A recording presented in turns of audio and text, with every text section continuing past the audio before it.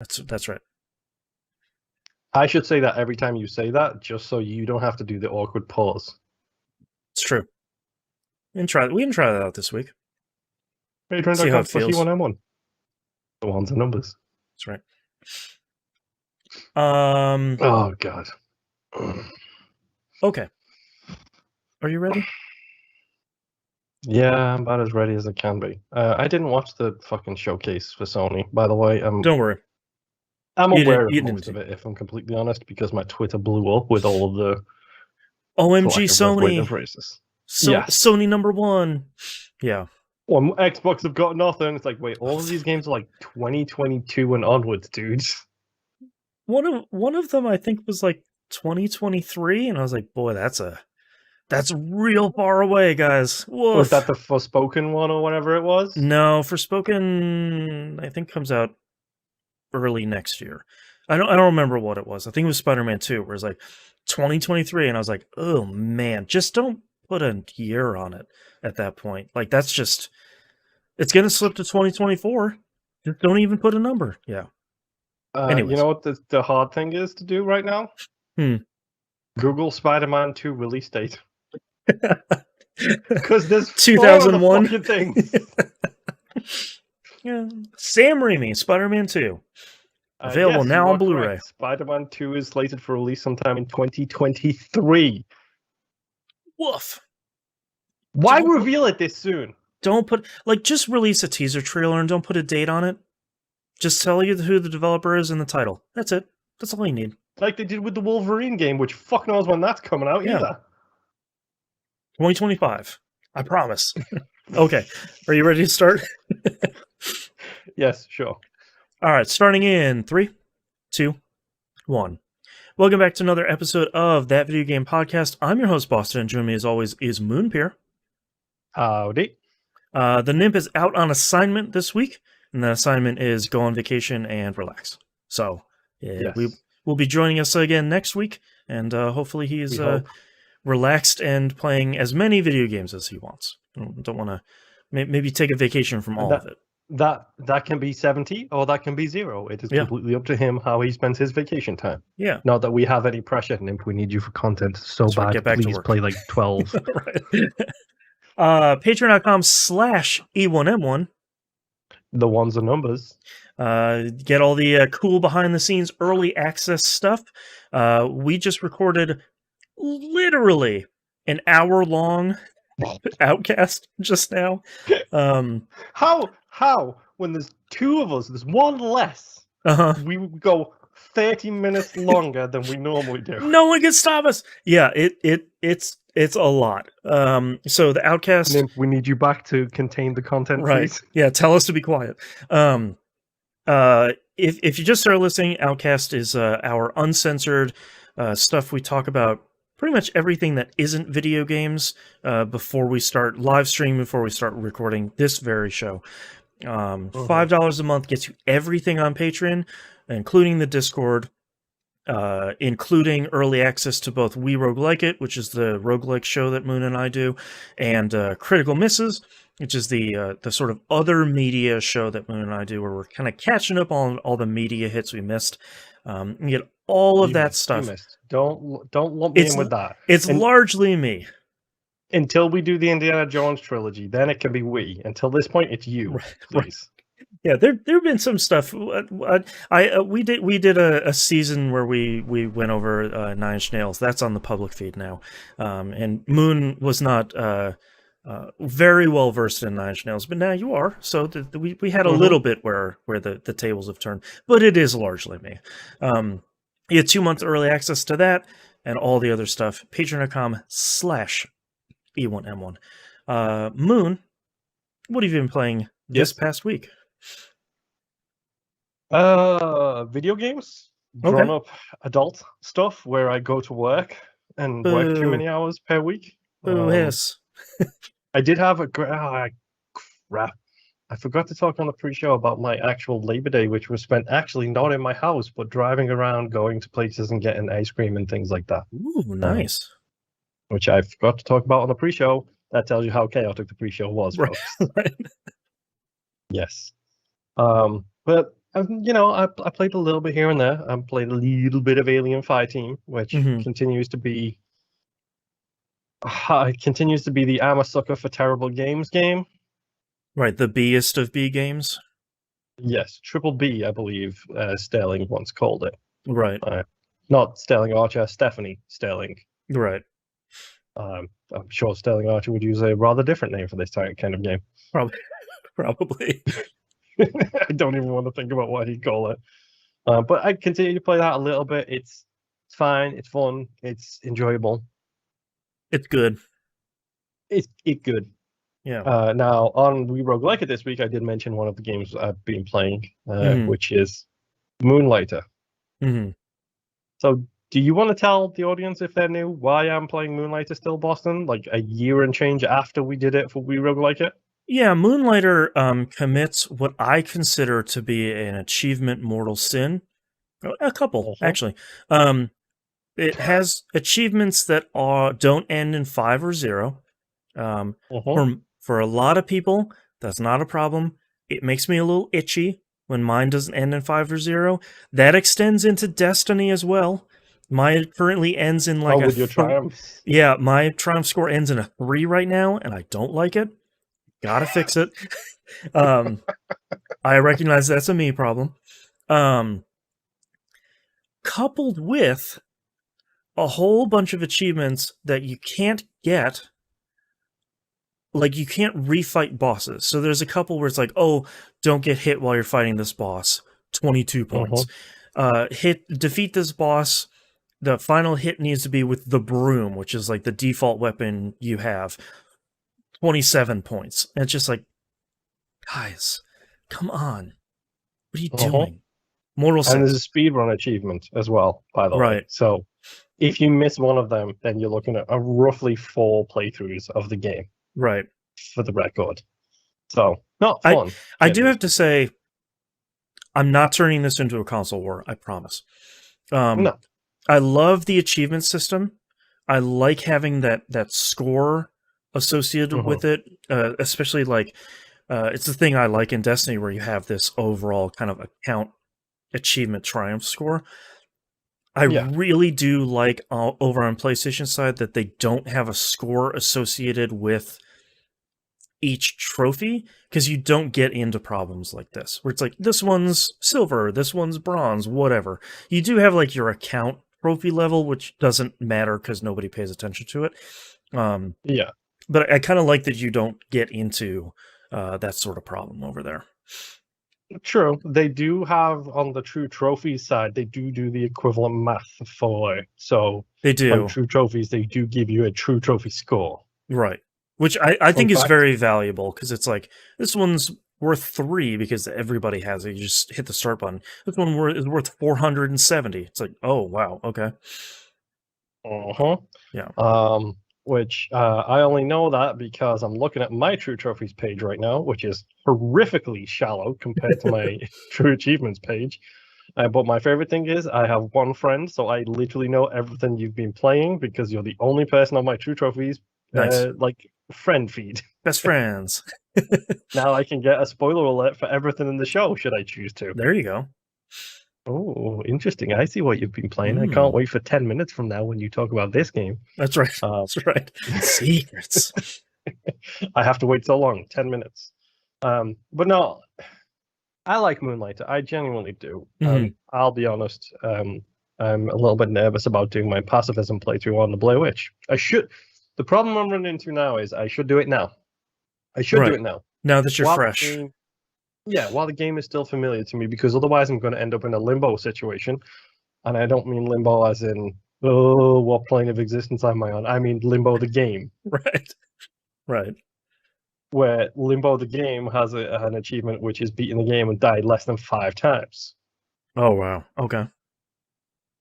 Which I have it on the 360 version. I don't have that achievement on the Xbox One version.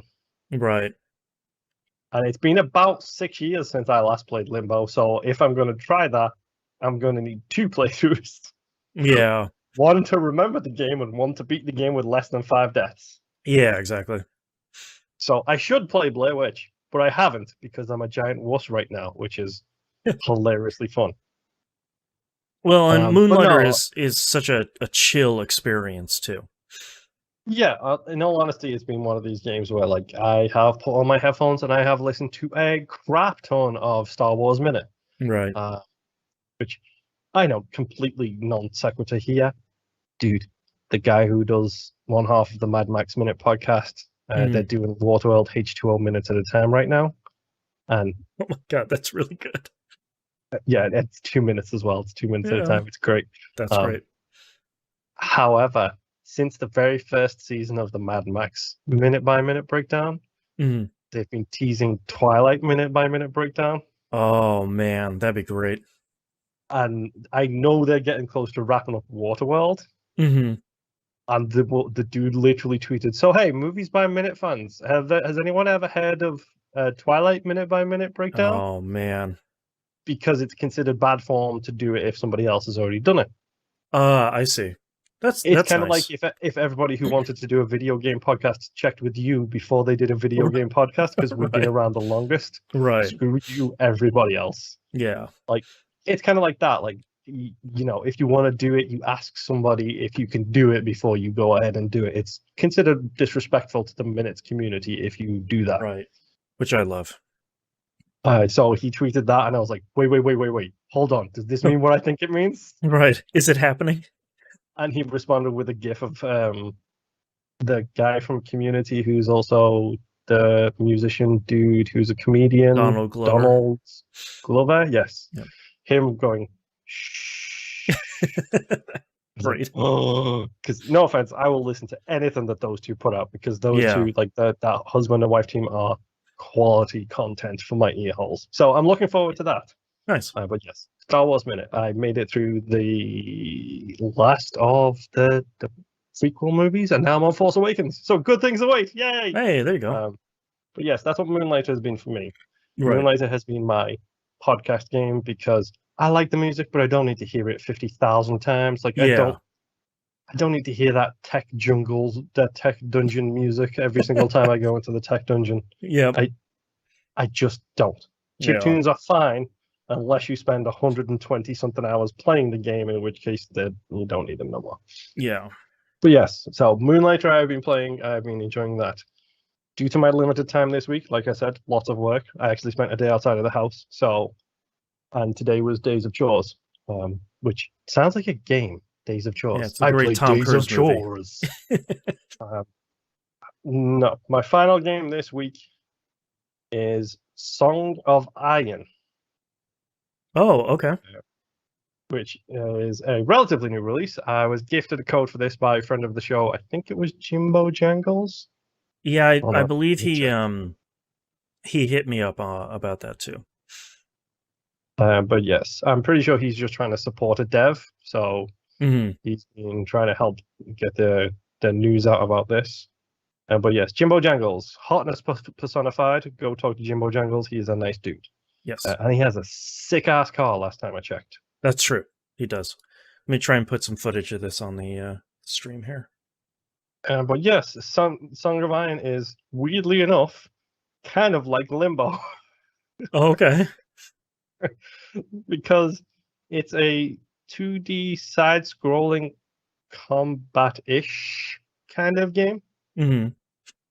Where you're a Viking, your town gets slaughtered, so you have to go and do stuff to find stuff. Okay. Minimal plot so far. I did meet Thor, which was great. And funnily enough, he looked like Thor should look, which is just how he should look in the new God of War, is how he looks. Just like a side of beef.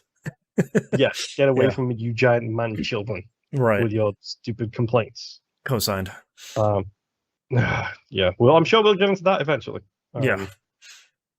But no, like, it's been genuinely pretty good. Like, it's a side-scrolling thing. Like, your shield has durability, so like you can take a couple of hits on it. You've got to try and outwit people and solve these very simple kind of side-scrolling 2D puzzles. The music is sick. Like, it's got that Assassin's Creed drums and horns and chanting kind of thing to it. Them dope Skyrim beats to study to kind of thing. Right. Come on, tell me Skyrim didn't have the best soundtrack for an Elder Scrolls It's game very ever. good. But no, so far it's been pretty fun. I didn't even know there was achievement glitches in it, to be honest, because they just put out a patch that fixed a bunch. Mm. Because I don't care. One of the achievements in it is to beat the game without dying, and it looks like the whole point of the game is to collect magical artifacts that do stuff to you. Like one of my magical artifacts turns my axe into a fire axe. Yeah. One of them makes me sprint really fast. Okay. So I'm guessing I've got one more artifact to go before I face off against somebody and win a fight, I'm guessing. Mm-hmm. But so far it's been pretty good. Like, just quiet, like, solve these simple environmental puzzles, very little, like, text prompts. The game is almost HUDless. I think the only time you have a HUD is when you sprint and attack, like, you have a health meter on the bottom. Right. But generally speaking, like, it doesn't really have a HUD. There's a bunch of variety of weapons. I ran into a troll of some sort who immediately stomped me in the face, so that was fun. Yeah, I'm watching gameplay of it here, and it looks pretty cool. I definitely do see like the limbo / inside, like it has that real kind of the specific contrasting.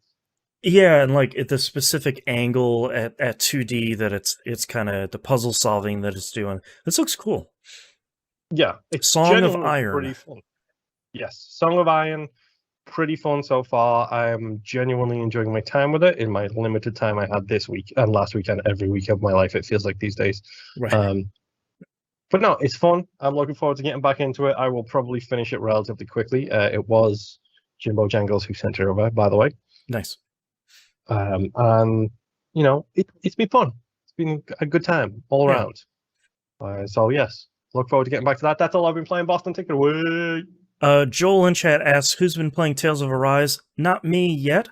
I have too many games on my plate right now, but that's once I feel like I'm ready to hop into a big meaty JRPG, that'll be the next one I'm hopping. What do you think Nimp is? Nimp isn't on vacation. He's busy playing Tales of Arise. He'll have the whole thing beat by the time he comes back. That's right. I'm trying to figure out if I'm going to play Tales of Arise or a Yakuza Like a Dragon. I haven't decided which one of those yet. You know full well you're going to have to arise to the challenge. That's right. Get out. That's it. Let's go. Yep, that's it. The show right here. It's 7:25. That's it.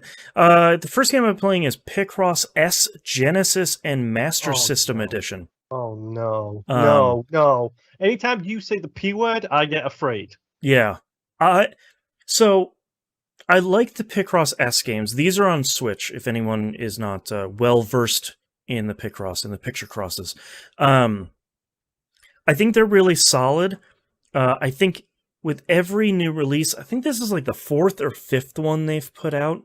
With every release, there's more puzzles, and the quality of life stuff gets just a little bit better. And thankfully, all the quality of life stuff you can just kind of turn off, which is really nice. The whole thing behind this one is every single picture you're making is of a Genesis or Master System game. So it's kind of that whole 16-bit era of games. It's a bit like the Atari. What was it? It wasn't Atari. The one we had the on Konami picture puzzle. Yeah, yes. Yeah, the Konami one. Very similar to that, where it's like, oh, you made a Tokimeki Memorial one. It's like, okay, cool, all right, I sort of remember literally those. said a whole bunch of words I don't understand. By the way, it's like one of the most famous dating sims of all time. If you want to watch, Tim Rogers has an incredible video about it that's only 6.5 hours long, that really charts the entire history of it, and it's very good. I think the Picross S series is really interesting because I think the core puzzles, there's like 4 options on the screen, on the main menu. It has a really solid tutorial if you've never played any of these, and each one is cheap. I think it's like $7. It's really reasonable. I really like the default puzzles. I feel they skew a little bit on the easier side, which is okay, because we'll get to the other modes here in a minute. but a lot of those are really solid. As you clear out those puzzles, you get pieces for what they call clip Picross. And what clip Picross is do you remember Puzzle Arcade and Fractal puzzles? Oh no. It's similar to that, where you're building. Okay, so they Yeah. took a poison for you, Yes. added another poison for you. Right, and just wrapped it all up in chocolate. Yeah. Okay. Yeah. So essentially, there are three of them. I already know what the first two I'm building are. I don't have access to the third one, but I won't spoil them here. Essentially, there are 50 mini puzzles, and some of them are interesting because some of them can be like 20 by 20, and some of them are like 20 by 7. So it'll be like this really thin, really tall puzzle. So there's kind of a neat little variation in there. And each one of those puzzles is a little sliver of a bigger picture that you're trying to make. So the first two you're building, if you're around during the Genesis age, it's the cover art for like two of the biggest early launches on the Genesis. So it's kind of neat piecing all those together, and they're 50 little puzzles a piece. So I like how those two feed into each other. They still have color Picross, which I still think is really hard because you're not only doing like the Picross lines, rows and columns, but you're also putting the actual colors into the column. So the column might say like there's 1 white, there's 2 blue, and there's 3 yellow. And you have to figure out where those go in that specific column. That is nothing on the difficulty scale compared to Mega Picross, which I need to go through the tutorial again. I feel like I need to go through it like 3 times before I get it in each one of these games. And it's essentially when you're doing a normal Picross / nonogram game, you're only working on like 1 row or 1 column at a time. And that completing a row or a column, or at least filling in boxes in there, will of course educate you about other rows and other columns. That's just kind of how nonograms work. But in this one, 2 rows or 2 columns of a larger number, and essentially there needs, like if there's a 5, there needs to be 1 contiguous piece in those 2 columns that adds up to 5. So like maybe 1 row will have 2, and attached to it, the other row will have 3 connected to each other. And every time I go into this, I'm just like, wait, what? Wait, that's not, wait, what? Like it breaks my brain in a way that I haven't figured out yet. And there's a lot of Mega Picross puzzles in there that I want to see, but I'm just not that good yet. You explaining that just broke my brain. I don't think I can do that without actually seeing it in front of me. Yeah, and they have a really good interactive tutorial. Like the make or break on nonogram games is the tutorial. And every tutorial in this is really, really good. And the Mega Picross one is pretty long, but a lot of it is like, all right, here's what the numbers mean. I'm going to go fill in this 4 right here, and it will educate you. All right, because we filled in this 4 and the stuff we know about the rest of the row, we can probably fill in these, and we know these we can cross out. So where does that leave us for this 5? Like this big column of 5? And it'll sort of teach you how to start building them and walk you through it. It's really good. But it's really hard, so I feel like I still don't get it. I can wholeheartedly recommend any of the Picross S games. They're all really good. A lot of times, like the earlier ones, like 1, 2, and 3, go on sale for just like $2 or $3. They're really great. I can't recommend them enough. They are really good starter ones too, if you wanted to get started with nonograms or Picross games. I just want to mention it because it's been out for a while, and I like started it in earnest this week because I plugged my Switch into my TV instead of just having it in the bedroom because my kid wanted to play Mario Kart. So that's played a little bit of Picross. She's played a lot of Mario Kart. Next game. World Flipper has finally been released worldwide. If you haven't seen World Flipper, disclosure here, it's a gacha game. So Oh no! if that is a thing that turns you off from this game, I have chapters in the podcast.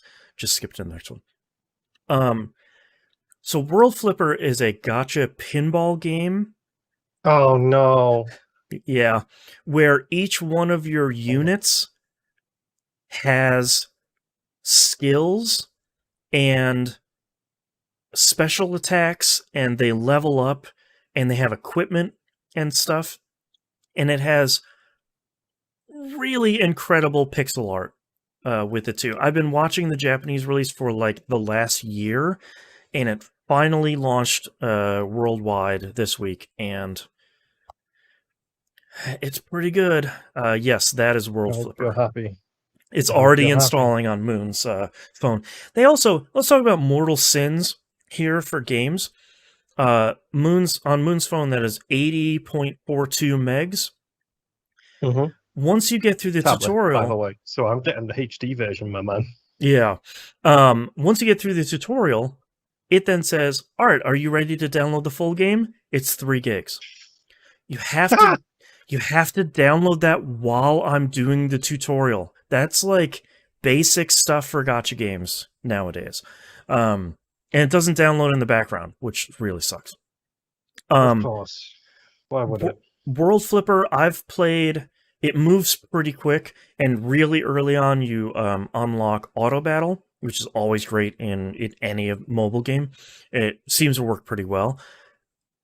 It seems really fun so far. Like I understand if anybody isn't going to play it because it's a gacha game. 100% get it. Like absolutely no judgment here.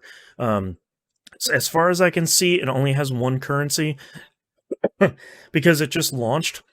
They're just dumping a whole bunch of like, yeah, here's a 10 pull. Here's a 5-star character for free. Sorry, we had maintenance. Here's 300 of the currency to pull, and it's 1,500 for a 10 pull. Like dude, this game is. Are you watching a video? The art style on this is so cute. Yeah, the art style is really good, and like I have gotten so many crazy units. Like, of course, you get like the boring. I'm a knight. I'm a 5-star. I'm ready to protect you. Hey! Do not insult the 5-star knights. They may be annoying. They may be boring. But they are the people who are going to get you and tank you to the later levels. Yeah, but also I have a fire dragon, and I also have a robot that's a detective. Like I have a cool lady with a cool gun. Game all of a sudden? I mean, well, give them a little bit of time. Fallout will start doing gotcha, maybe, probably NFTs, unfortunately. But no, dude, they're owned by Microsoft now. That's true. Yeah, they got that Microsoft cash. World Flipper seems really great so far. I'm really trying not to min-max it. My natural tendency of this is like, I'm going to try and pull the best units. I'm going to put all my resources into that. And this time I'm like, yeah, I pulled a fire dragon. That's cool. You're coming to my party. Big old fire dragon. Okay. It's going on my home screen on my tablet on the very bottom right, where I can see it, but it doesn't grab my attention straight away. That's right. That's prime territory. Yeah, so World Flipper seems great. I'm sort of enjoying the story so far. It's pretty fun. It's kind of not an all ages thing because it's a gacha game. It really shouldn't be. But it's a kind of a friendly, kind of fun story so far.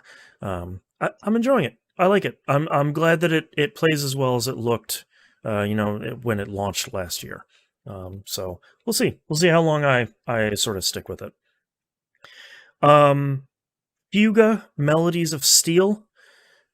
Still playing more of that. I'm at if anyone else is playing this, I'm at the final boss of Chapter 7, and oh boy, this is the difficulty spike. So in Chapter 7, I now have 12 children in the tank, which, if that is This confusing... is the game, by the way, that I saw you on True Trace having been playing. Okay. Yeah, if 12 children in a tank is a confusing sentence, go listen to last week's episode. So I've got the full squad of 12. The story is progressing. Everything is going really well. In Chapter 7, they introduced a new debuff that can be applied to your party. Before, you had the relatively standard suite of debuffs, where it's like, this unit is shocked, so they can't act for 1 turn. This unit got hit by a smoke grenade, their accuracy goes down by 50%. This kid is afraid, so their accuracy goes down by like 85%. It's all pretty standard stuff. Usually goes away after a couple of turns. Not Chapter 7, man. Chapter 7 introduces Depression, which is aptly named. Oh, so it's the age of 12 and upwards. Yeah. So Depression, on its surface, is bad because you can't use your skills, so essentially your magic, and you can't use your link attacks. So that's like the superpowered things that 2 of your units that are sort of synced, getting the robot Shinji, will use to do a giant attack and some sort of bonus to... I didn't understand that reference, by the way. I know, it's okay. To do on the enemies. That in and of itself is understandable, but the real bad part about the Depression debuff is you can't clear it yourself, either through skills or items. You can only clear it during an intermission. So, like, you could potentially go through a lot of battles with the status effect on. You have to talk to that character in an intermission and sort of like choose the right dialogue option to kind of cheer them back up. So if you are, say, fighting a very long, multi-dozen round boss, and it can potentially depress 6 kids all at once, you're having a really bad time. So I am really struggling with the Chapter 7 boss. I even tweeted about it earlier this week, and the producer for Fuga Melodies of Steel liked the tweet. So apparently, of course, that is the intended behavior for Chapter 7's boss. I think I understand it now. I think the idea behind that boss is you sort of have your, let's call them the B tier squad. You potentially have 3 to 6 kids that you're not going to use in that fight. The boss has a 2 or 3 round charge up move where they're going to unleash the big depression wave. Okay, so the boss unleashes 2020. Yeah. Okay. So I think it's a lot of like, all right, we're going to switch out the A tier and the B tier kids.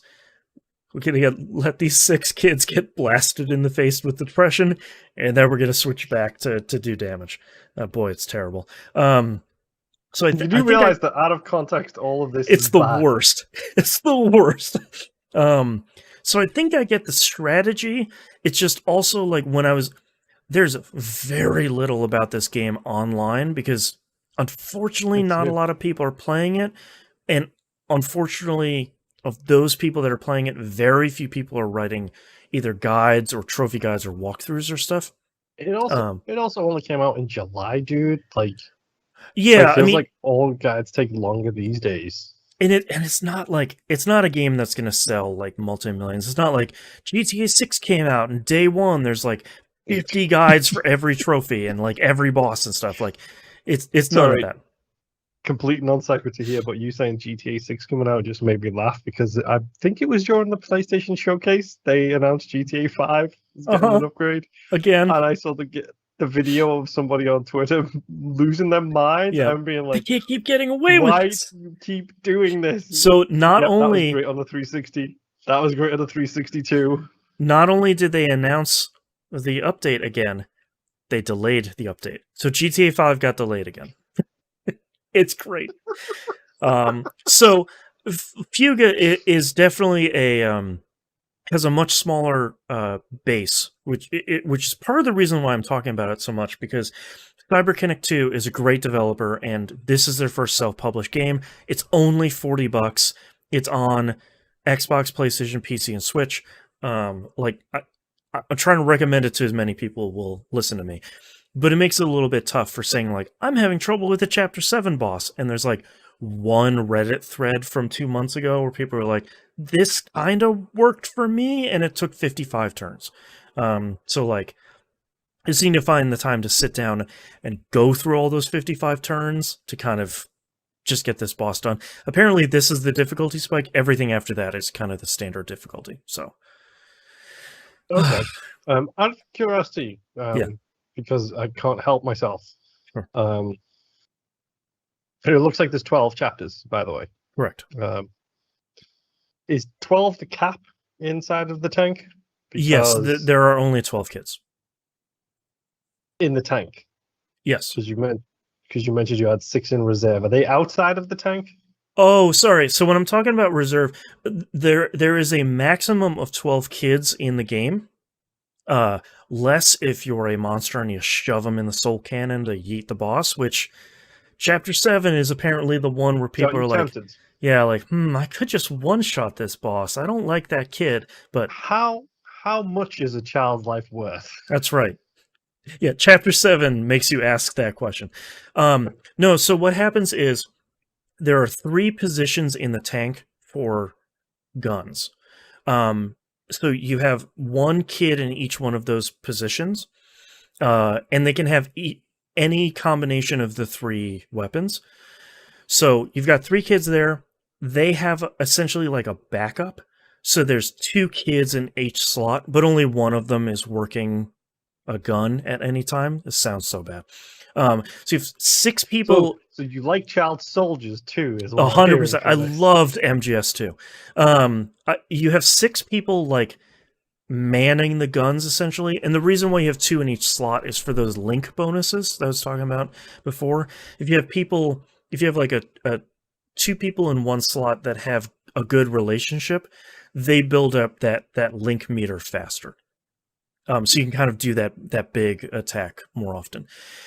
But on the sidelines, sort of in a separate area when you're switching people in and out of positions, you have the other 6 people kind of in reserve somewhere else in the tank. You can switch out any people in any position at any time during the battle, but once you change the formation, you have to wait 3 turns to change it again.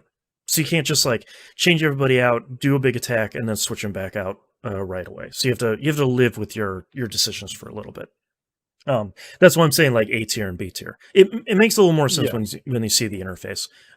But yeah, you're essentially just switching all the 12 kids out. Yeah, Fuga is really good. The story is still pretty light, but that's not really what I'm in it for. It's mostly this like we were talking about last week, kind of drawing a similarity to Moonlighter. We have these 2 kind of disparate sides to this game that feed each other. This one is kind of the battle and the intermission. And my tank keeps getting bigger. They keep discovering new areas in the tank, and now I have like a laundry room and a crow's nest and a whole bunch of other stuff. Like this tank's big, man. So yeah, Fuga Melodies of Steel continues to be really great. As long as they stick the landing, this is going to be really high in my top 10 this year, because it is really, really, really solid. And it's something that if you like RPGs, and if this kind of game sounds cool, it's really recommend it now that I'm like a little bit more than halfway through it. My last game here this week though is No Man's Sky. We had last week, 2 weeks ago, whatever, the big Frontiers update. Last week. Okay. Last week that came out. They kind of ironed out the majority of the bugs. So now that the game is a little bit more stable, they started the 3rd expedition. If anyone hasn't seen these before, they're kind of like seasons in live service games where you have, this one's 6 weeks. You have a whole bunch of objectives to do across 5 different categories. If you do the thing at the end, you usually get like some cool cosmetic, some cool title, and all that stuff carries into your normal save. This one's been really interesting. They kind of flipped how the game works in this one.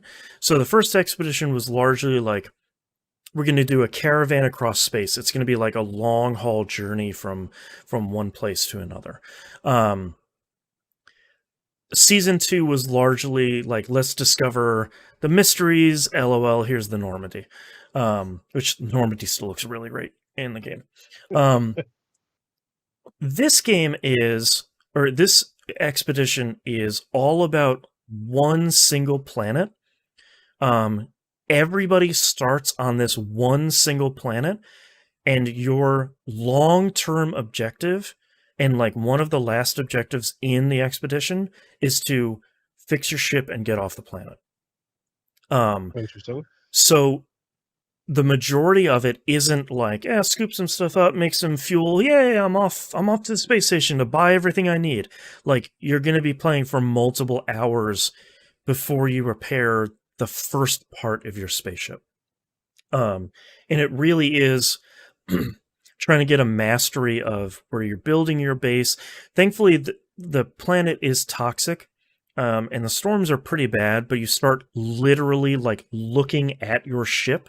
So it's like 25 steps away from you, as opposed to like, I don't know, where did it go? It's like, no, storms are bad here. It's right here. Like, we're not trying to kill you yet. Hi, Louise. So it's been really cool, because I think if you have played No Man's Sky for any amount of time, you kind of know how to make or break the game's systems enough to either like fashion enough stuff you need, or just buy it from the space station, or like kind of find the right planet until you get what you need. And this one's been really, it's been really fun having to like, oh, okay, I need to figure out what the formula is, like what the recipe is for the medium refiner, which I've never built before, to try and build this thing to make this other thing, to make this thing to repair my ship. I just finished it this morning because my kid woke up crazy early. So I had a whole bunch of time to play it this morning. And it's really fun. Like, it felt really great getting off of the planet for the first time and popping like the last couple of objectives in this, and kind of being done with it. And there's like five stages of like 8 apiece, so it's like by the end of this like 40 stage thing, you're finally getting off the planet and getting stuff done. It's been really neat. There are, of course, some things where it feels like maybe they weren't expecting the scale to be as big as it does, where like building your base can sometimes be a difficult thing because other people's bases are overlapping the area where you started. Yeah.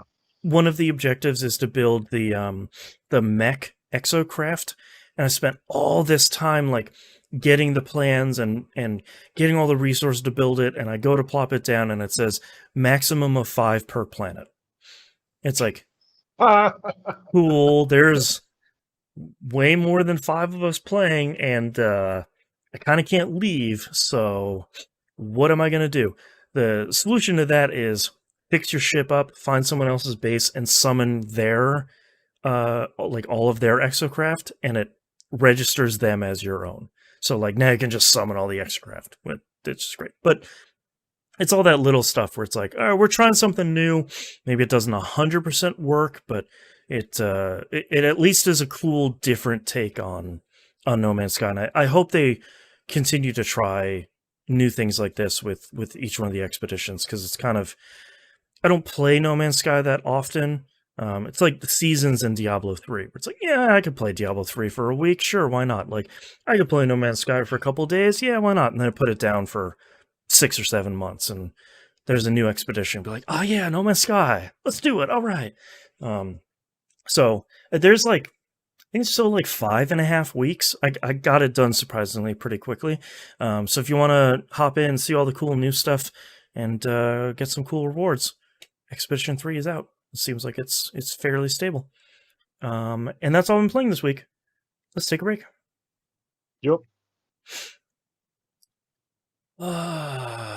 We've been recording for too long today. My throat is spicy. Yes. God, more. Yum, yum, yum, yum, yum. Oh, record it all. Record everything. Wait, I can't believe we recorded so much for the pre-show. we just got caught up. I was picking Moon's brain. I just got yeah. Okay. Are you ready to do the second part? Luis is ready. Luis. Oh yeah. Well, if you want to rub your face on it, you don't rub the pointy end, you rub this end. That's right. I love cats. All right, starting She's so in weird. 3, 2, 1. Let's talk releases for the week of September 13th, 2021. Deathloop comes out for the PC and the PS5. Are you interested in this at all? Yes, because it's made by the same team who made Prey. No, because it's on the PlayStation and I won't be able to play it until it probably comes to the Xbox. Yeah. I feel like which Arcane team made Prey? Because this is Arcane Lyon that made this one. I feel like that's not the same team. Either way, it's very much the same. Lyon were the ones who made the really sick-ass DLC for the... Mooncrash? They made the first DLC for... No, not Prey, the Assassin games. Oh, Dishonored. Bone. Thank you. I think they made the hearts. Yeah. Yes, they made the Dishonored DLC, I think. Like okay. Interesting. The Heart of the Wayfinder or wherever it's called. Yeah. I'm sure it's that. Yeah, random bunch of words put together. Yeah, Heart of the Dragon's Fire. Yeah, I don't know. I feel like I was really excited about Deathloop, and then they just keep showing more of it, and every time they show more of it, I get way less interested. So I don't know. I'm surprised that I'm like bouncing off of this marketing so hard, because this really seems like a game for me, and I don't know what it is about it that they just showed another trailer for this at the Sony showcase that we'll talk about here in news stories, and I'm just like, no. So yeah, I don't know. I know that has an exclusivity window, because Arcane was part of the purchase that Microsoft made for Bethesda. But I think the exclusivity window was already in place before. So it's coming to Xbox at some point. It'll probably be on Game Pass. It'll probably be like it will in be a on year. Game Pass, dude. It's the first party game now. So yeah, so it'll probably be in this time next year. It'll probably be out. I don't have any insider info, so don't quote me on that. Eastward is finally coming out for PC and OS X and Switch.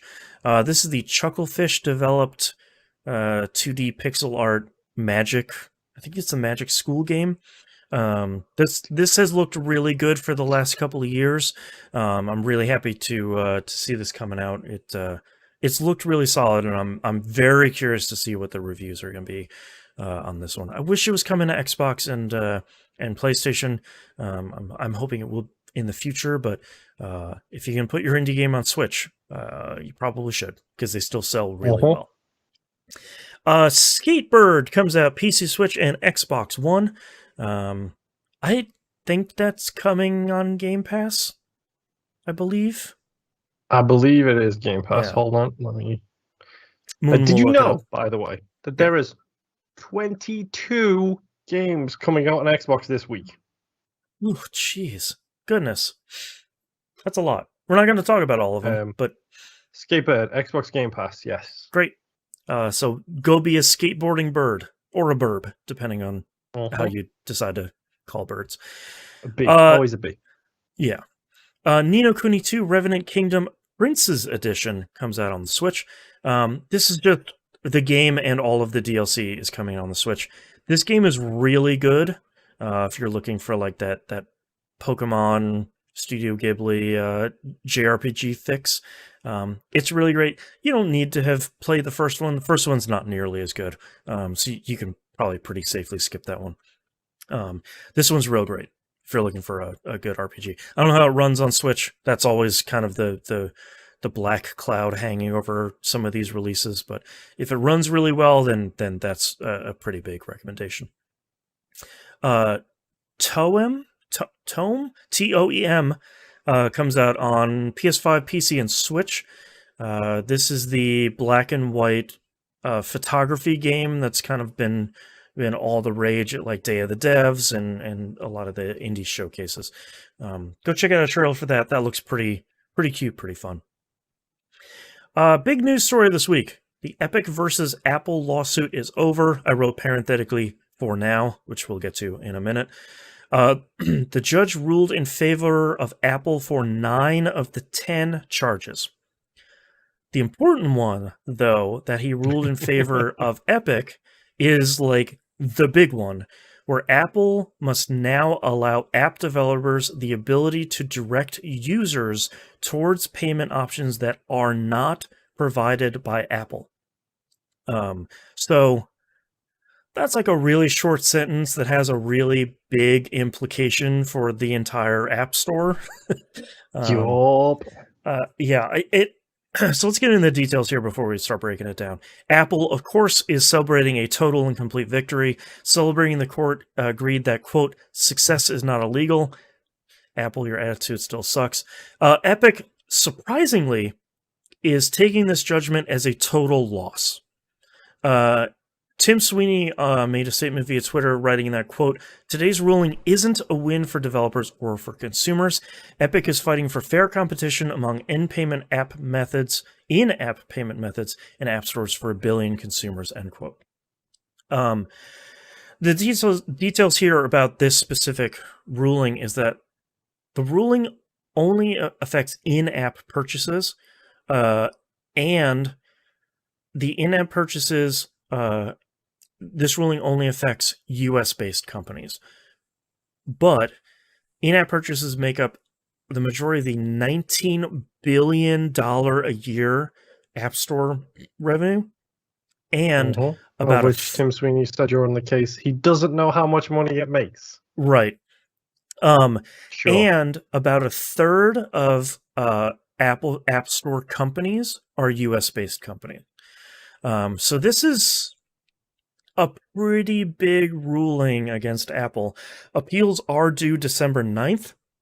And sort of reading between the lines of what Tim Sweeney has said, it sounds like they will probably go up for appeal for maybe the other 9 of the 10 charges.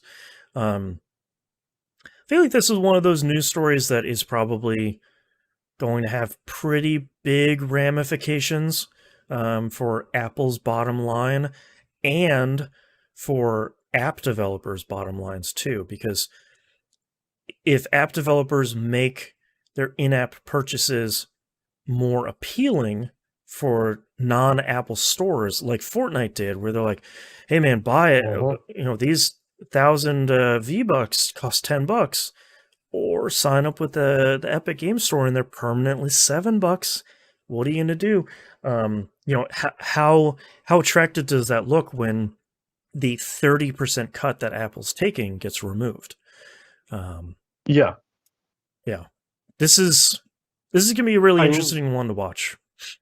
Yeah, like you just said, like you said, like they take that 30% out of the price entirely, like the $10 to $7 thing.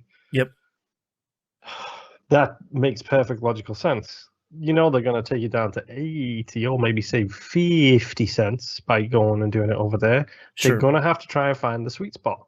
They're gonna have to find that point where people will click to a new page, and because you know full well the question here is, I don't read legalese, which is the scientific term for it, so I don't know. Right.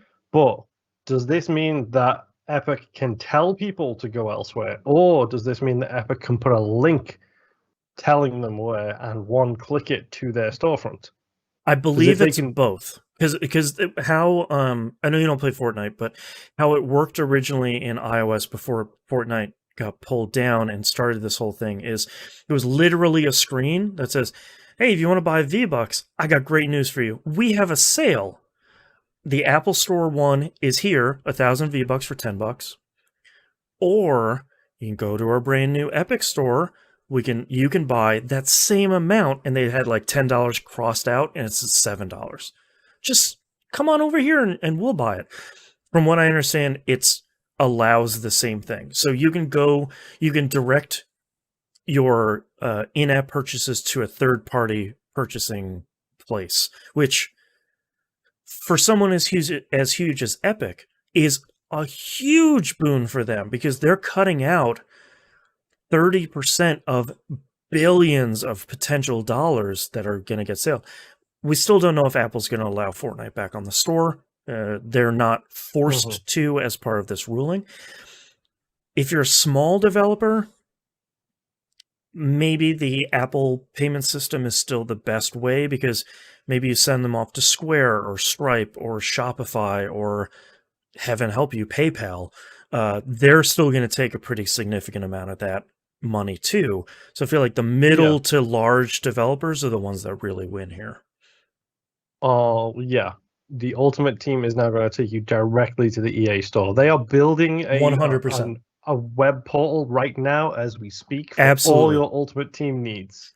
Like, you joke, but like their web developers are working around the clock this weekend to get it up as soon as possible. Yeah, dude, like, I'm 1,000% not joking. That is 100%. Companies like Epic, Ubisoft, EA, Activision Blizzard, like, they are foaming at the mouth to get rid of this 30%. Like, that's why Activision Blizzard started their own launcher.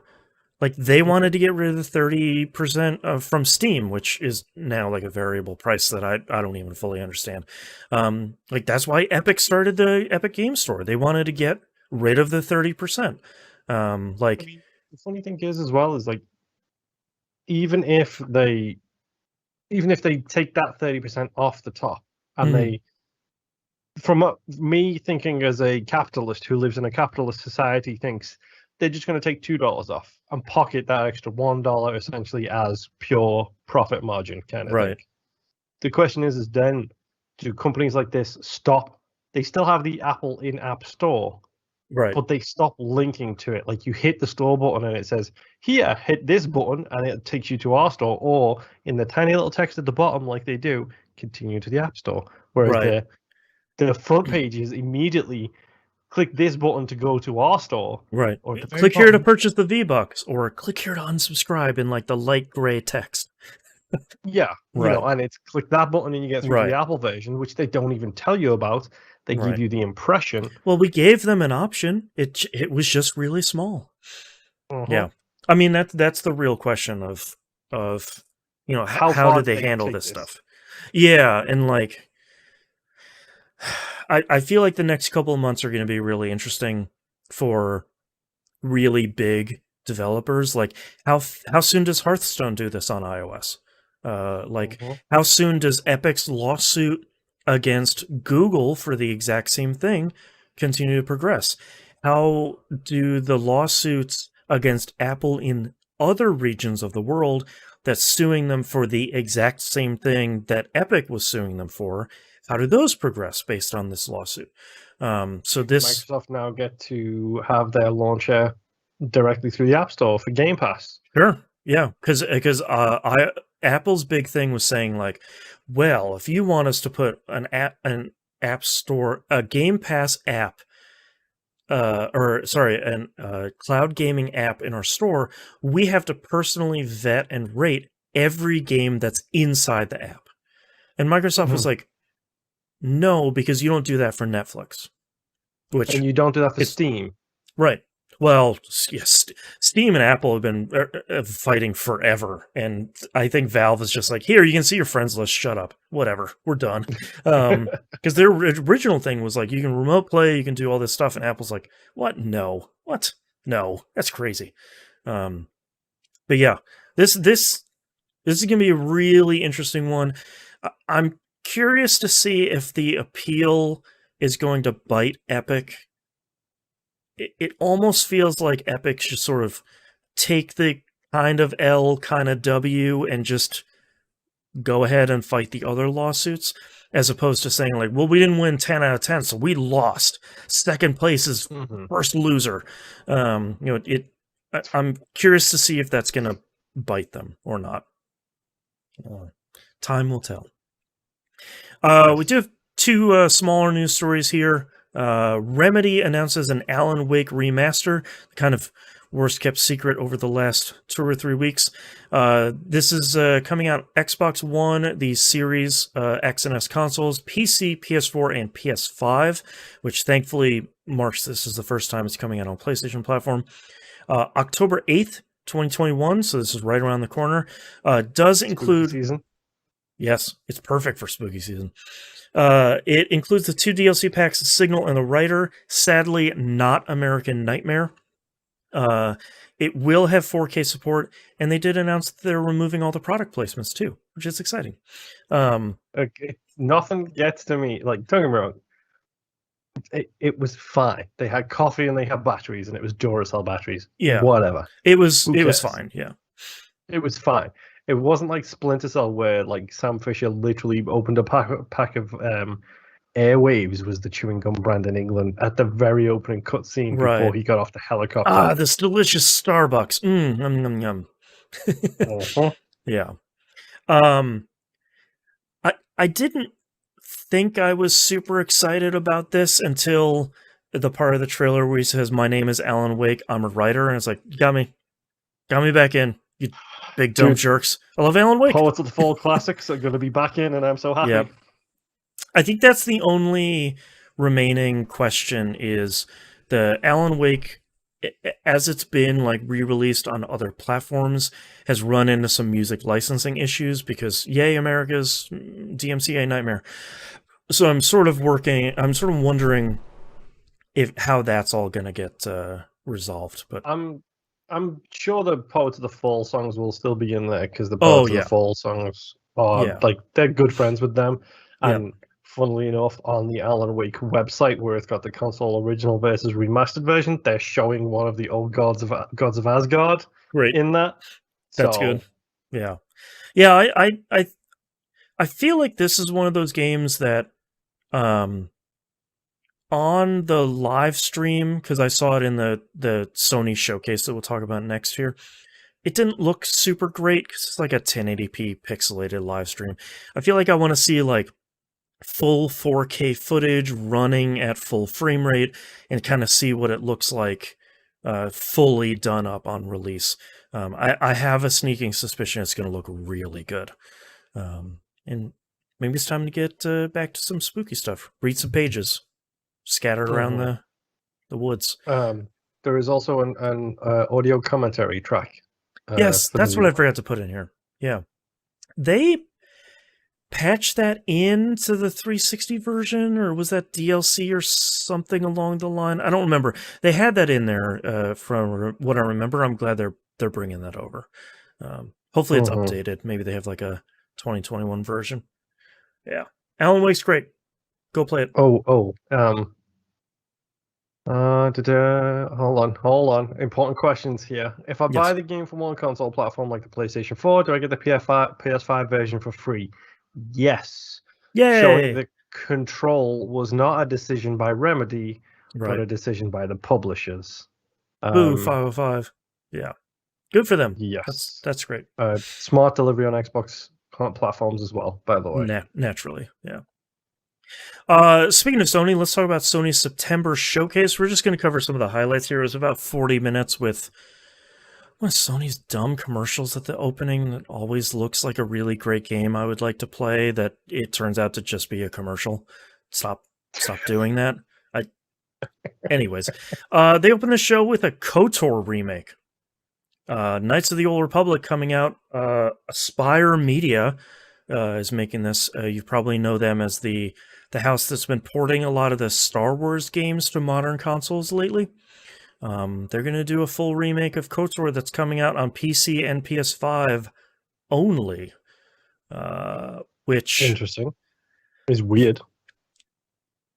to me it seems really antithetical, as this was like the original Xbox game that's like Halo, KOTOR. There's probably like one MSR. Oblivion, thank you very much. Oblivion, yeah, like there were. Oh wait, no, Oblivion was 360. It was Morrowind on the OG Xbox. Morrowind, yeah, the brown cover. I feel like this is like one of those tentpole original Xbox releases, and for them to come say like it's PC and PS5 is like, what? Wait, what? So like I checked their website too, and I was like, they just didn't announce the Xbox version on the Sony one. They're like, nope, sorry, not coming. So that's weird. It is a timed exclusive from what people have been able to dig out. Okay. Who knows how long though? Yeah. Which, two questions. Number one, why produce a remake and not put it on every single platform? That's killing 100%. your market immediately. 100%. See previous discussion about Alan Wake Remastered coming to everything. Right. Number two, if this is a remaster and is getting re-released, is this now canon and not Legends in the Disney Star Wars timeframe? Because they said only things coming out after the merger and after the Force Awakens stuff is officially canon. So this is being remade. Is this the Knights of the Old Republic open brackets Legends close brackets? Sure, maybe. Or is it the Knights of the Old Republic open brackets canon close brackets? Right. I'm curious how they're going to handle this sort of overall, because this one seems like it could potentially be caught up in a lot of stuff. Like, who still owns the rights to this? I doubt it's BioWare, even though they might own maybe some of the code base. LucasArts probably owned it. They're gone now, so that's largely Disney. Did Disney hire Aspire Media as opposed to BioWare? And then, like, how long has this been going on? Sure, and I think my biggest question is, how do you modernize KOTOR? KOTOR was a really great game when it came out. It was very ahead of its time as well. Yeah. I think a lot of that is going to kind of show its age now. Like, the remasters they've been putting out have not really taken the world by storm, because I think for a lot of people that maybe don't know how KOTOR goes, you don't get a lightsaber for like 20 hours. Like, it's a long game, and you are not a Jedi for real, for a real long time. You get a vibroblade, I believe it's called. Yeah, like you get some other cut and stuff, but like you don't get to make your own lightsaber for a while. Yup. So like, how do they? I was just gonna say the spoiler right off the bat, and no, I'm not gonna. No, for all of the children who might be listening. So that's part of the thing. Good. That's part of the thing I'm interested in, is like, how are they going to modernize KOTOR without kind of losing the spirit of, no, you don't get to just be a Jedi from 2 minutes into the game. Like, you got to go earn this stuff. Like, you got to go do the thing. Yeah, KOTOR is not Force Unleashed. Yeah, it's going to be interesting. I think they could do this one really right. I think the Mass Effect trilogy showed that you can do some of that stuff really well, but I guess the good news for me is, as a primary Xbox player, if it is a timed release, which it looks like it is, and it looks like it's a year, by the time it comes out on the Xbox, all of those bugs will be ironed out, and I don't need to worry about them. Oh yeah, yeah, it'll be in great shape. Yeah. Insomniac showed that they're working on like probably about 15 games right now. They showed a cinematic teaser for Wolverine, which 2024. Yeah, 2024, 2025, like that's a ways off. They didn't even give a date to it, which we'll talk about here in a second. It was a pre-rendered cutscene. Yeah, like I feel like Insomniac for a long time have sort of earned a lot of good faith from me, so they say they're kind of making a darker, kind of mature Wolverine game. Great, I'm interested. That sounds interesting. I'll let you talk about the next one, and then I want to talk about Insomniac for a second. Sure. And then they also announced Spider-Man 2 featuring both of the Spider-Men, which means I need to play Miles Morales pretty soon. Well, maybe I'll have a little bit of time. But they also showed off Venom, and then they put a release window of 2023 on the end of it, which just don't put a date on it at that point. Yikes. No. That's a long ways away. So, I don't know if you noticed, but literally as soon as the second trailer dropped, their Twitter handle was like, "So you heard the good news, by the way, we're hiring." Great. That's good. Good on you, Insomniac. Well, I mean, these are the same people who did the Resistance series, so Yep. I trust them to actually be able to pull off Dark and Gritty as well. So, and they've been making like non-stop great games for decades at this point. Like every Ratchet and Clank game is great. Spider-Man 1 was really great. Yeah, they made Spyro. Like the only concern I have is I really hope they don't turn into the Marvel Game Universe studio. Like I don't want them to just be the studio that's making the Marvel games, because how are they going to handle Wolverine's wall running? Is he going to like wall run, climbing the wall, and like claw his way along walls? Maybe it's just a remaster of that Wolverine Origins 360 game that was actually really fun. Dude, that game's sick as hell. Yeah, that game's pretty good. Yeah, you put your blades through a helicopter. It's so good. So good. So many helicopters.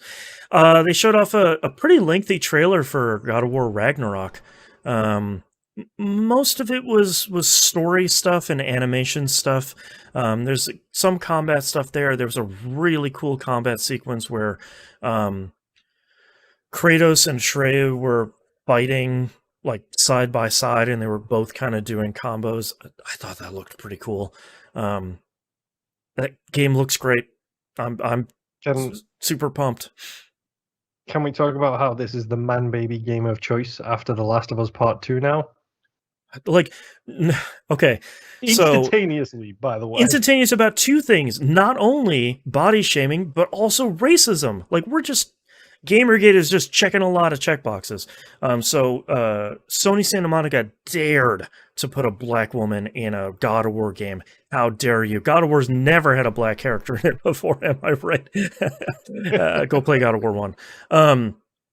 Which, by the way, the God of War himself is voice acted by Christopher Judge, a black dude. Also, Kratos is black. Go play God of War 1. Yeah. So they were having the ashes. Yeah, he's white because he's covered in like the ashes of his family. Like it's these people claim to know a lot about Kratos and have never played any of the games. Gamergate, yay. Also, the black woman that they're talking about is, I can't remember. It's one of the gods of the universe, according to that mythology. But they're also shapeshifters. So, dude, okay. Kill your beans. Like, legitimately, they've been described as like half human, half stags, giant animals. Like, that's cool. Like ridiculous descriptions. And by the way, they are also shapeshifters. The only thing that I know about it is she is voiced by the same woman who voiced Doc McStuffins, which is a kid's show my kid really likes. So that's been a little bit of like worlds colliding. But also they showed off like a super giant beefy Thor, who looks like he could crush a house with 2 fingers. And everybody's like, well, that's not Thor. He's fat. And it's like, okay. I'm sorry, guys, but the Avengers Infinity War, whatever, Endgame, the Avengers Endgame Thor is closer to the real Thor than any other Thor has been. And again, I'm loving the responses to this because it's like, by the way, here's photos of the last 10 world's strongest men. Right. And they all look like that Thor looks. They're all big dudes. Yeah. Also, mythological people. They can sort of be whatever they want. God of War Ragnarok looks really good. I really liked the previous one. I know there's a lot of opinions sort of all over the I don't want to buy a PlayStation 5 for one game, dude, but I'm gonna do it again. I'm gonna have to get a PlayStation 5 just for God of War. I mean, Thank you, friendly neighborhood stranger who got me my PlayStation 4 for right. literally giving me 2 Game of the Years that year, by the Yeah. way. Yeah. Ragnarok looks really good, and I'm excited to see more of it. I'm wondering at what point I kind of start going dark. Probably pretty soon. But yeah, it looks really good. Um, there was gameplay shown of Tiny Tina's Wonderlands. It's coming out March 25th, 2022. Um, I'm a little disappointed in this because their whole sales pitch has been,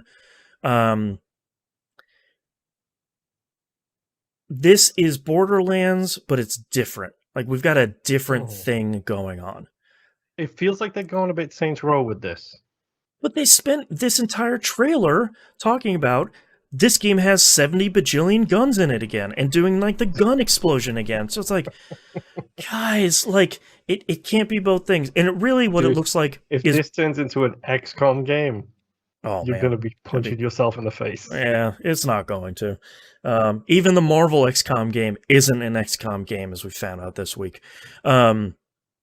The thing that I think is sort of disappointing about this is it looks like Borderlands 3 and you can cast some magic every once in a while, which I get it. You can't stray too far from that formula, otherwise the sort of series diehards aren't going to buy it. But boy, Borderlands needs to do something new at this point, and this really doesn't look like it. The funny thing is, if there's ever a franchise that has learned to take a sideward skew to give new life or something, it's Borderlands. Yeah. Because that first game looked like dog poop warmed up until they made it the cel-shaded, like, futuristic nightmare that it became. Yep. And Borderlands 2 is, like, probably still genuinely an incredible video game. This is a really bad joke, but nobody cared about Borderlands until they put on the mask. I swear to God. No one cared about me. No one cared about me until I put on the cell shading.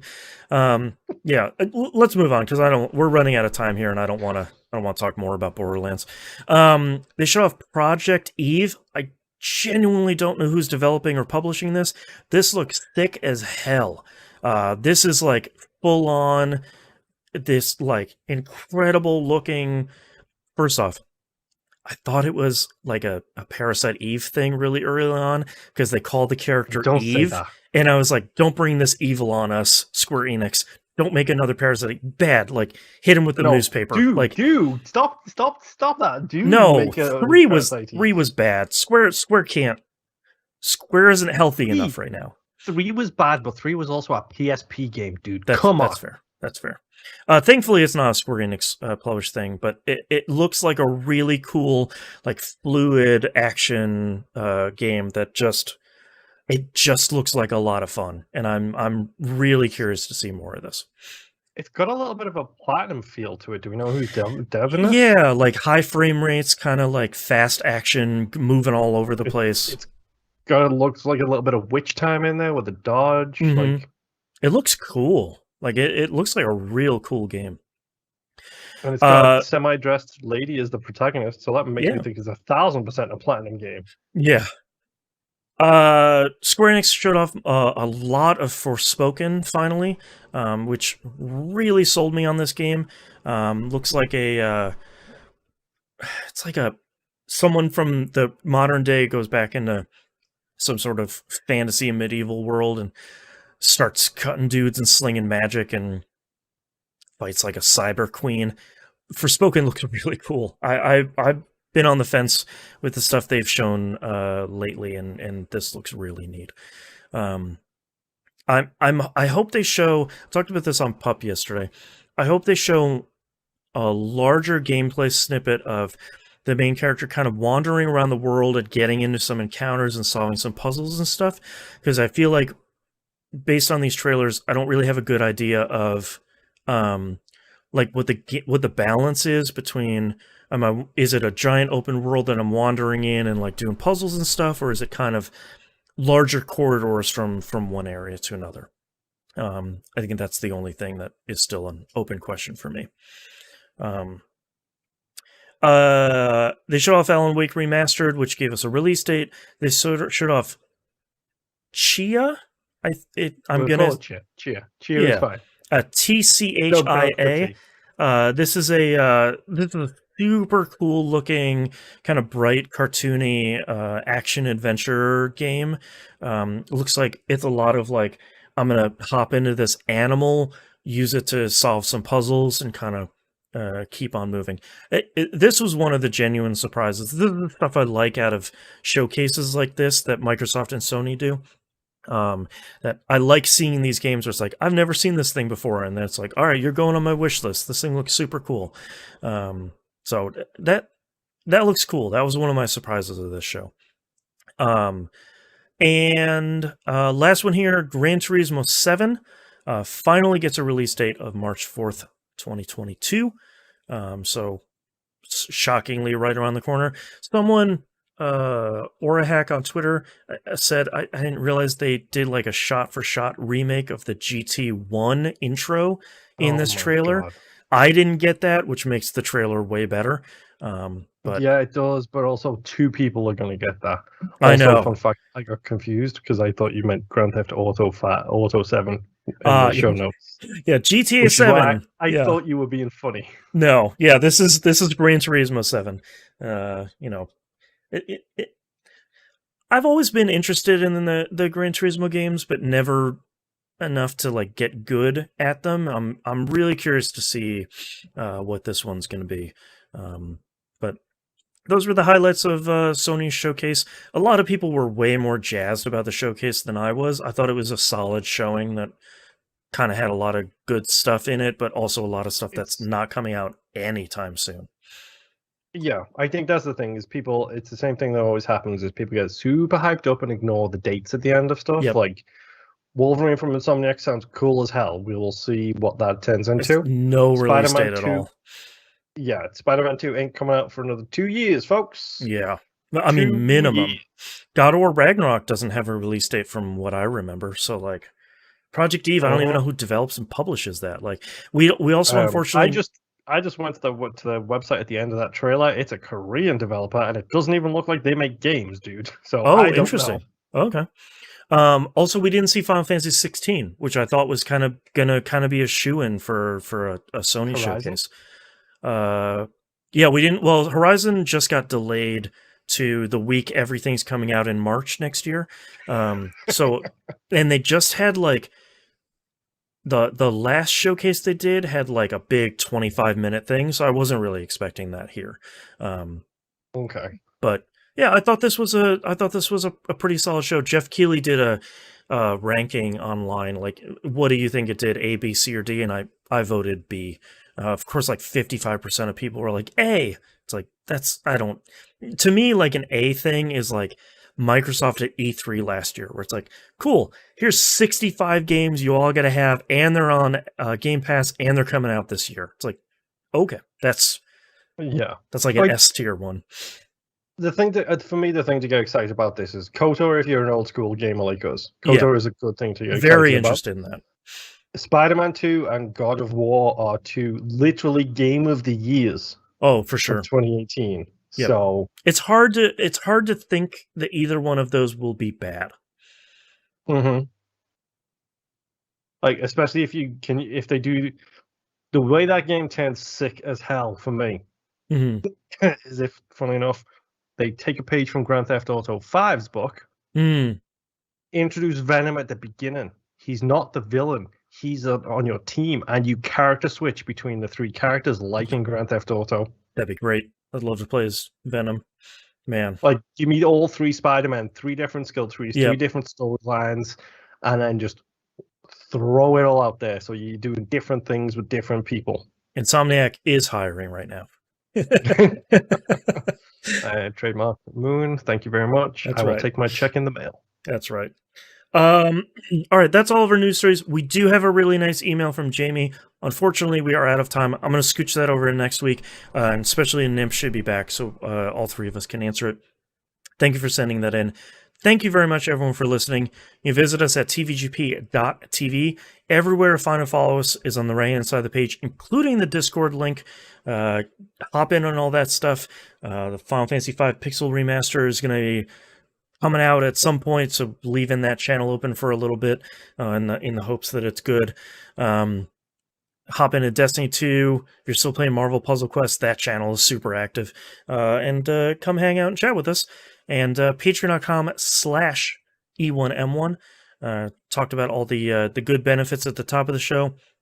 I show you on that page where all of your hard-earned money goes in producing the show. Anything above and beyond that helps us save up for some much-needed hardware upgrades here, both on the audio side and on the Moon's computer side. So get us to the $250.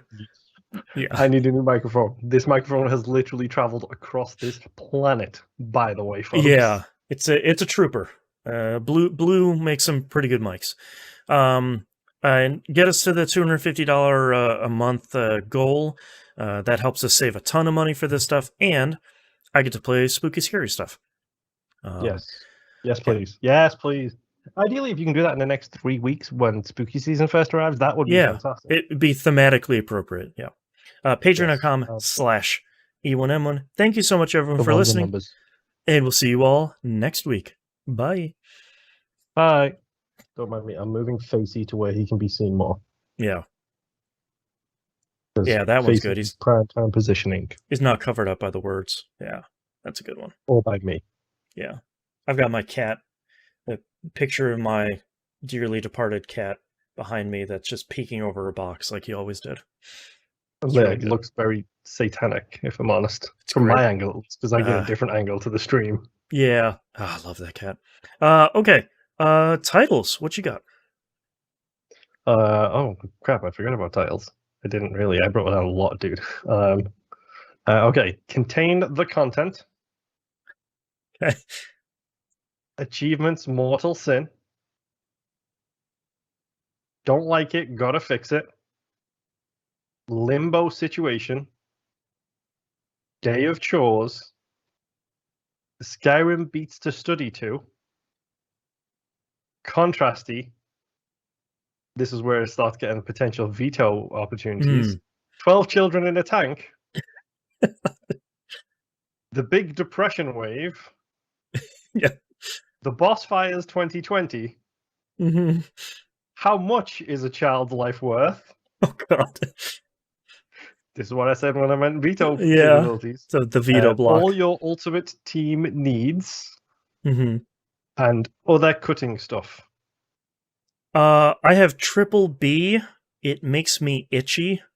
A limbo situation. Skyrim beats to study to. And achievement mortal sin. I like How Skyrim. Much is a child's life worth, Boston? It's worth a veto. I like Skyrim beats to study to a lot. That's probably my front runner. Yeah, to be honest, I'm the same boat. Like, as soon as I said it, I was like, crap, that's good. That's right on the paper. Yeah, it's kind of the front runner. Like, sometimes you just get one each week that's like, that's why the one. Writing anything else? Yeah, as soon as it was uttered, it's the one. All right, I circled it. Largely because I'm running out of time. No, you're not. You're fine. Let's go. We are usually... How do we do this, by the way? One person down, 30 minutes longer than normal. Again. Yeah. Every time. Somebody stop us. All right. Anyway, let me know when it... Okay. Starting in 3, 2, 1. This is That Video Game Podcast, episode 725 for September 13th, 2021. Skyrim beats to study to. Don't get a D for Dovahkiin. All right, that was good. All right. Thank you very much, everyone, for listening and watching. I appreciate all of you. I hope we'll see you all next week. And bye.